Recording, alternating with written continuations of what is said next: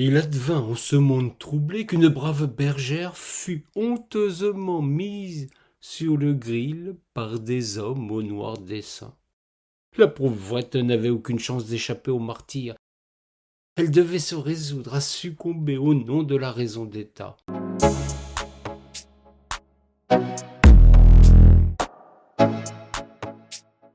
En dépit de son innocence, de ses dénégations véhémentes, de sa candeur et de ses voix intérieures, aucun de ses juges ne l'avait cru. Il faut avouer qu'en ce temps lointain, un acquittement faisait un four, tandis qu'une belle exécution en palace public avait un charme fou pour un grand succès populaire. La donzelle ayant le feu sacré, il ne fut pas difficile pour ses bourreaux de lui trouver supplice ad hoc. Le sens du spectaculaire n'est pas nouveau chez ceux qui détiennent le pouvoir. Il fut donc décidé de faire un grand feu de joie pour cette jeune fille qu'ils avaient mise sur le gril durant son procès. Une forme de logique inversée qui permettait de réduire en cendres le corps du délit. On ne peut leur reprocher leur envie de détruire les preuves de leur farfaiture, tout en infligeant à la pauvrette une épreuve redoutable. Ainsi le bûcher fut choisi pour brûler la pucelle et montrer ainsi la voie à une future chasse aux sorcières afin de mettre le pied au cendrier à une inquisition qui allait faire feu de tout bois. C'est alors qu'au moment de son trépas, la petite Jeanne s'indigna que sa mort puisse ainsi contribuer au réchauffement climatique.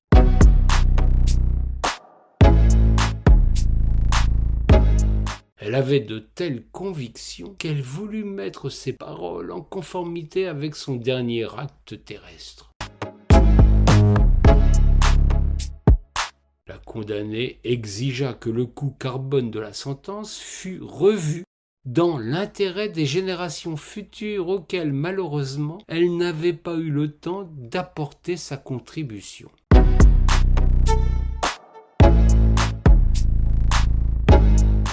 La foule s'émut de ces louables dernières volontés, à l'exception de la délégation des bûcherons normands. Un conciliabule se tint donc sur la place du marché afin d'envisager un trépas qui ne polluât pas. La question pouvait être aisément tranchée par l'arme blanche ou bien la strangulation. Mais, rappelez-vous, le feu en la circonstance devait être purificateur pour chasser les démons de ce corps qu'il fallait offrir à Satan.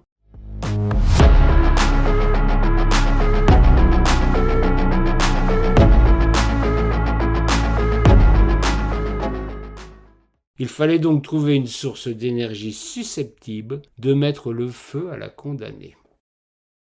Jeanne apporta sa pierre à fusil à une discussion dans laquelle les esprits s'échauffaient.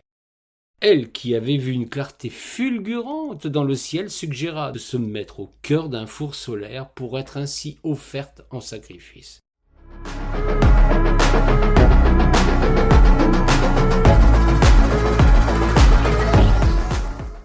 Si l'idée paraissait séduisante, ce jour-là, le ciel était couvert et bien qu'on fût fin mai, les prévisions météorologiques satellitaires n'annonçaient rien de bon pour la première quinzaine de juin 1431.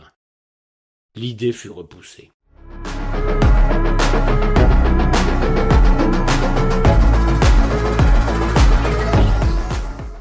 Un vent de fronde souffla parmi les spectateurs qui brûlaient d'impatience et attendaient leur divertissement. Un prêtre, habitué à jouer les girouettes quand il montait en chair, songea qu'il y avait dans ce vent qui soufflait d'Angleterre une énergie qui devait être exploitée pour consumer celle qui devait l'être.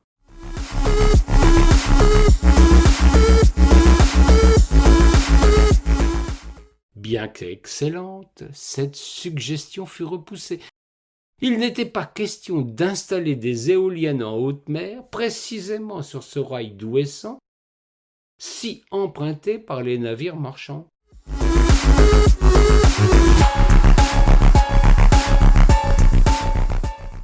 La sécurité avant tout, déclara l'évêque Cochon qui suait à grosses gouttes, impatient lui aussi d'en finir au plus vite.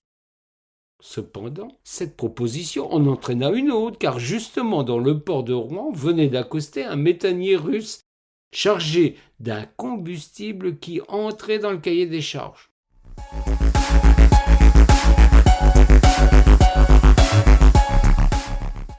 Une fois encore, Jeanne dut mettre les points sur les i à ces bourreaux qui manquaient singulièrement de compétences environnementales. Elle déclara que bien qu'elle n'eût rien contre la Russie, le gaz provoque lui aussi des étincelles et favorise l'émission de CO2.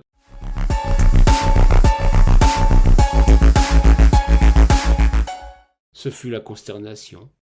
Cette jouvencelle donnait du fil à retordre à ses tourmenteurs. Il y avait désormais de l'électricité dans l'air.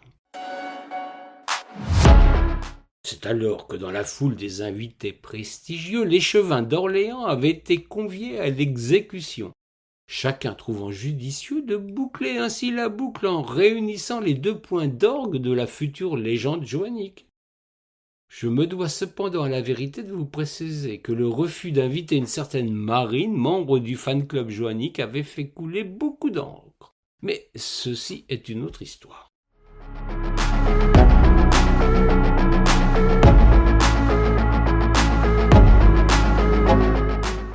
L'invité ligérien suggéra donc d'exploiter l'énergie nucléaire des centrales qui se trouvent sur la Loire, mettant ainsi un terme à une épopée qui au final se limita presque exclusivement aux rives du fleuve Royal.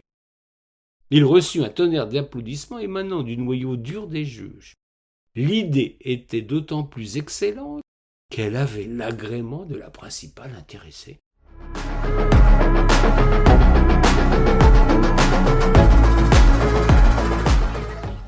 Jeanne venait même de reconnaître avec cette énergie que jamais ces restes ne laisseraient en paix les générations futures. Vision prémonitoire qui démontre à quel point cette jeune fille était visionnaire.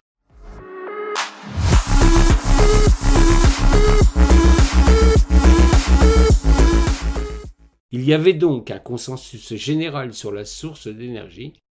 Ne manquait plus qu'à trouver comment réaliser une cuisson parfaite.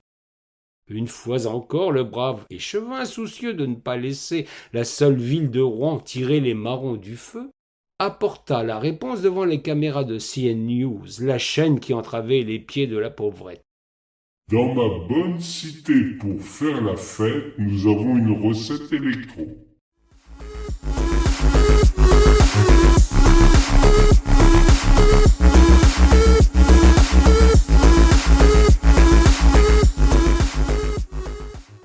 Mettez donc la bergère sur une plaque à induction et le tour sera joué. Ainsi fut fait selon les vœux de ce bienfaiteur de l'humanité.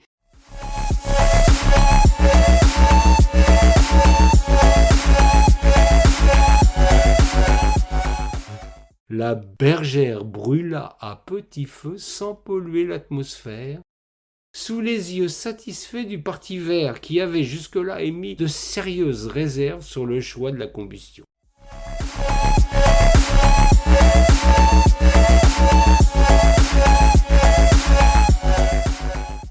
C'est donc dans une parfaite concorde que toutes les factions réunies virent partir en fumée celle qui leur avait causé grand tracas.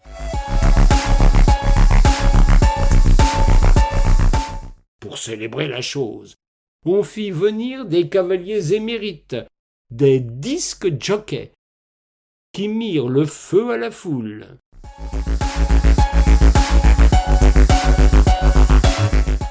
Ainsi, il ne resta plus rien de ce triste épisode de notre histoire.